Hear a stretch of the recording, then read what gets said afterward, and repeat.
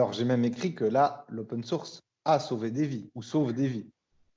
Dans la mesure où actuellement on voit une pénurie de certains appareils et accessoires de niveau médical, de qualité médicale, dans le cas de la crise du coronavirus.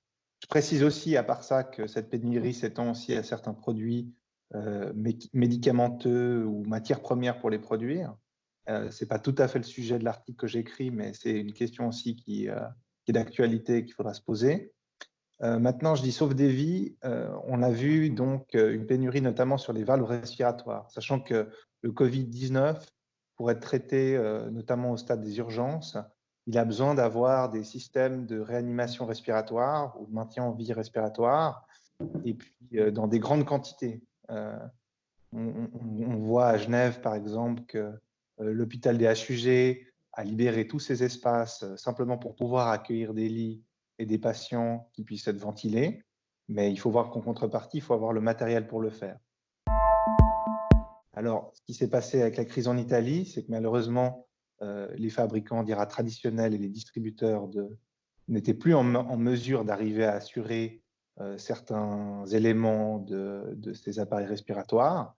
Notamment, il me semble, les valves. Ça, c'était le premier cas qui a un petit peu ouvert l'attention ou porté l'attention sur la question de l'open source hardware, parce que tout d'un réseau de Fab Lab italien avait été court-circuité une société Fracassi qui n'arrivait plus à assurer la demande. Et puis, ils ont fait, bon, on reverse engineer les valves. Ils avaient demandé la permission au titulaire des droits de propriété intellectuelle de pouvoir avoir les plans. Celui-ci a refusé de les donner. Donc, ils ont fait du reverse engineering pour édicter des propres plans. C'est-à-dire dans le réseau. Reverse engineering, si on l'explique.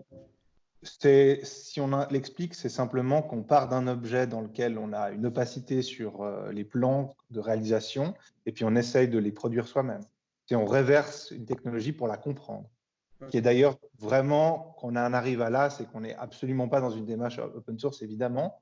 Le principe même de l'open source, avant même les questions juridiques, c'est celle justement d'avoir des sources ouvertes, soit une documentation compréhensive sur une technologie pour être en capacité de se l'approprier. Donc, le reverse engineering, c'est presque la mesure qui signale qu'on n'est pas dans une technologie en open source, parce qu'elle a une telle opacité que pour pouvoir la comprendre, on est obligé de l'analyser pour comprendre comment elle fonctionne et édicter ensuite soi-même des plans pour l'améliorer ou la modifier, ou même simplement la comprendre d'une façon technique. Une des dimensions importantes aussi dans l'open source hardware, c'est aussi la question du prototypage. Donc, je pense qu'il y a dans ces labs, ils ont fait des prototypes, ils ont dû les expérimenter, etc., jusqu'à avoir une version qui soit viable pour permettre d'avoir des valves respiratoires sur ces appareils. Et du coup, on a eu un soulagement hôpitaux du nord de l'Italie qui ont pu être fournis quasiment sur place, parce que l'autre dimension importante dans l'open source hardware, c'est la capacité de produire à proximité du lieu et cas échéant de s'adapter aux besoins. Donc, on peut très bien imaginer qu'on ait des appareils respiratoires qui demandent des types de valves différents et que celles-ci puissent être donc aussi adaptées aux appareils sur le site. Voilà. En raccourcissant aussi le réseau de distribution, parce que ce qu'il y a besoin d'avoir sur place, c'est des matières premières pour l'effectuer. Ça, il y a un gros travail sur les matériaux. C'est quelque chose dont on ne parle pas beaucoup aussi, pas assez.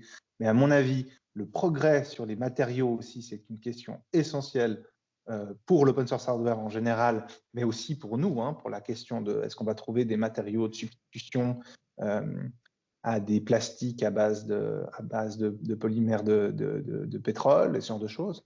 Donc ça, c'est des gros enjeux aussi.